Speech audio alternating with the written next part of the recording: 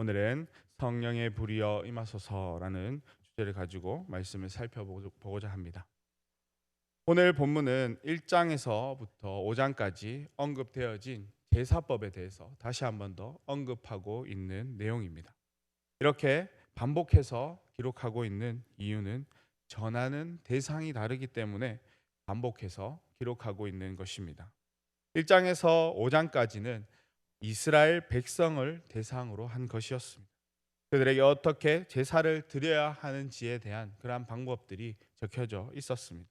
오늘 우리가 읽은 6장과 또 7장은 백성들에게 전하는 것이 아닌 제사장들에게 지켜야 할 방법들, 행해야 할 방법들을 전하고 있습니다. 제사장들이 제사를 드릴 때 어떻게 대하는지를 상세히 기록한 것입니다. 이것은 본문 9절과 14절 그리고 25절에 기록되어진 말씀을 통해서도 충분히 살펴볼 수 있습니다. 하나님은 모세를 통해 이 제사장들이 무엇을 감당해야 하는지를 전하고 있는 것입니다. 앞서 제사를 드리는 방법에 대해 설명할 때에 동시에 이 부분도 같이 설명해도 되는데 하나님은 왜 이렇게 이것을 나누어서 설명하고 또 전하고 있는 것일까요? 하나님께 드리는 제사가 얼마나 중요한지를 강조하기 위해 이같이 나누어서 전하고 있는 것입니다. 이것은 하나님께 드리는 제사가 결코 가볍지 않다라는 것을 알려주기 위한 것이었고 하나님께서 이것을 당부하고자 기록한 것입니다. 하나님은 제사장들을 통해서 무엇을 당부하고 싶었던 것일까요? 오늘 말씀을 통해서 우리가 살펴볼 수 있는데요. 우리 13절 말씀을 함께 읽어보겠습니다. 13절입니다. 시작. 불은 끊임없이 제단 위에 피어 꺼지지 않게 할지니라. 아멘. 하나님은 제사장들에게 제단 위의 불은 항상 꺼지지 않도록 하게 하라라고 말씀하고 있습니다. 하나님이 당부하고자 하시는 것은 제단 위의 불이 꺼지지 않는 것입니다.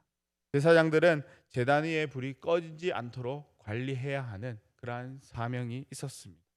하나님께서 불을 관리하도록 하신 그 이유가 무엇일까요? 이 불이 중요하기 때문입니다. 구약 시대의 불은 아주 중요한 의미를 가지고 있습니다. 꺼지지 않고 계속 타오르는 이 제단의 불은 하나님께서 이스라엘을 인도하고 보호하고 계신다라는 것을 상징적으로 보여주는 것이기도 했습니다. 하나님께서 모세를 택하시고 그와 첫 만남을 가졌던 호렙산에서 떨기나무 불꽃은 거룩한 불꽃이었습니다. 하나님은 이 불꽃을 통해 모세를 부르시고 당신의 백성을 애굽에서 건져내셨습니다. 그리고 광야를 지날 때도 불기둥으로 그들의 주변을 둘러싸고 있는 그 어둠을 밝혀 주셨습니다. 하나님께서 이스라엘 백성과 함께 하고 있다라는 사실을 확인시켜 주기 위해서 사용되어졌던 이 도구가 바로 불이었습니다. 이렇듯 불은 하나님의 임재와도 같은 것이었기에 상징적인 것이었습니다. 또 다른 의미로 불이 중요했는데요. 하나님을 향한 이스라엘 백성의 마음을 전하는 것이기에 불이 중요했습니다. 특별히 오늘 본문에서 언급하고 있는 제단 위의 불은 이스라엘 백성의 끊임없는 헌신과 충성을 나타내는 것이었습니다. 하나님은 제단 위의 불이 끊임없이 타오르는 것을 보시고 이스라엘 백성의 그 충성과 헌신을 확인했습니다. 백성의 마음을 알고자 하여 하나님께서 제사장들에게 그 불을 잘 관리하도록 말씀하신 것입니다. 불은 상징적인 의미 외에도 다른 용도로 사용되어졌는데요. 제사를 드리고 난 제물을 태우는 용도로도 사용되어졌습니다. 이스라엘 백성이 제사를 드리고 난 남은 것을 태우는 불이었기에 쉽게 꺼져서는 안 되는 것이었습니다. 하나님은 이렇게 중요한 불을 잘 관리하도록 당부하고 있습니다. 이처럼 구약 시대에 불이 가지고 있는 상징적 의미와 그 용도가 얼마나 중요한 것인지를 알 수 있습니다. 구약 시대의 중요한 요소로 사용되어졌던 이 불은 아쉽게도 지금까지 존재하고 있지는 않습니다. 분명히 하나님께서 꺼지지 않도록 관리하라라고 말씀하셨는데 이제 이 불은 관리하지 않는데요. 더 이상 불을 관리할 필요가 없기 때문입니다. 그리스도의 보혈이 새로운 차원의 불로 임했기 때문에 더 이상 불을 관리할 필요가 없게 되었습니다. 오히려 우리에게 새로운 불을 허락하셨는데요. 바로 성령의 불을 허락하셨습니다. 이 성령의 불은 우리가 어떠한 삶을 살아가는지를 알려주는 것입니다. 과거 구약 시대에 단순히 하나님의 명령대로 지켜야만 했던 불이 이제는 우리의 사명이 무엇인지 분명하게 전해주고 있는 역할을 하고 있습니다. 놀라운 사실은 이 성령의 불을 통해 우리가 감당할 수 없는 것까지도 충분히 감당할 수 있는 삶을 살아갈 수 있게 된다라는 것입니다. 이것은 예수님께서도 이미 우리에게 하신 말씀이기도 합니다. 특별히 우리가 잘 아는 말씀인데요. 사도행전 1장 8절 말씀입니다. 오직 성령이 너희에게 임하시면 너희가 권능을 받고 예루살렘과 온 유대와 사마리아와 땅끝까지 이르러 내 증인이 되리라 라고 말씀하신 것과 같이 우리에게 임한 성령의 불은 우리가 감당하지 못할 것들을 감당할 수 있도록 해줍니다. 때문에 오늘날 우리 가운데 찾아오는 이 성령의 불은 특별한 것입니다. 중요한 것은 이 성령의 불이 우리 가운데 임해야 한다라는 것인데요. 어떻게 하면 이 성령의 불이 우리 가운데 임할 수 있을까요? 간절히 부르짖을 때 성령의 불이 우리 가운데 임할 수 있게 됩니다. 성령의 불이 임하는 것만큼 또 중요한 것이 있습니다.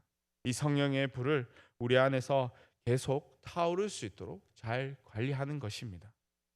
구약 시대에는 제사장들이 제단에 불이 꺼지지 않도록 관리해야만 했습니다. 하지만 이제 우리 각자에게 주어진 이 성령의 불이 있습니다. 이 성령의 불을 우리가 스스로 잘 관리해야만 합니다. 그래야만이 우리에게 주어진 삶을 주님의 영광을 위해서 살아갈 수 있게 되기 때문입니다. 이 성령의 불을 잘 관리하기 위해서는 끊임없이 하나님과 교제하는 삶을 살아갈 수 있어야 합니다.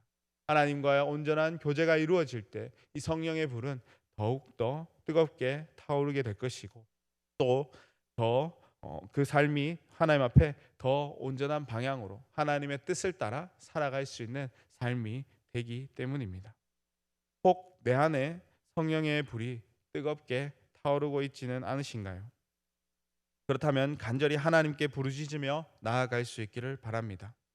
간절히 부르짖음을 통해 성령의 불이 다시금 뜨겁게 타오를 수 있게 된다라는 사실을 기억하시고 우리의 성령의 불이 다시 한 번 더 뜨겁게 타오르는 그러한 삶이 될 수 있기를 소망합니다. 이 성령의 불을 통해서 나에게 맡겨진 이 사명들을 기쁨으로 잘 감당하고 또 무엇보다도 나에게 맡겨진 이 사명 주님 앞에 기히 쓰임 받아지는 우리 성도님들의 삶이 될 수 있기를 주님의 이름으로 간절히 축원합니다. 기도하겠습니다.